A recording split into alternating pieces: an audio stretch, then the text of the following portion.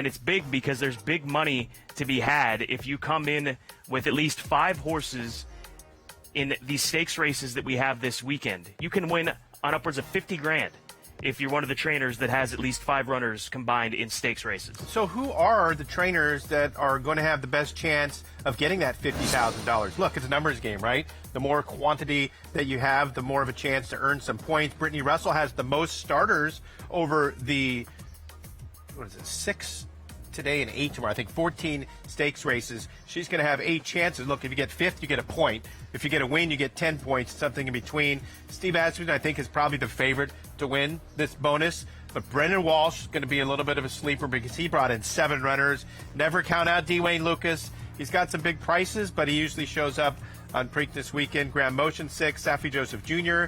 has a couple of races, I think, that has multiple horses in the same race. And then Brad Cox with 5 runners. Who comes out with the $50,000 I'm going check? to say Steve. And he's done that before. Yes. I think Mike Maker might have won it one year, and he doesn't have much this year as far as going for that bonus. He doesn't qualify because you need at least 5 horses.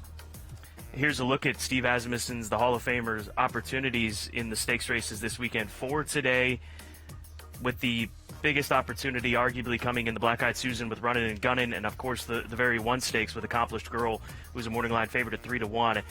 Booth is his biggest chance this weekend. There's no question about that. He is the top sprinter in that Grade 3 Maryland Sprint, and Clever again.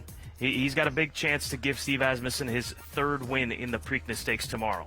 You know, in the Oaklawn stakes races that Booth and Skelly were both racing in, Steve would usually like enter 2 or 3, maybe a 2nd or 3rd stringers to finish in behind, but he didn't do that in this race. He only brought Booth as far as the sprinters go. I think that's all he needs, honestly.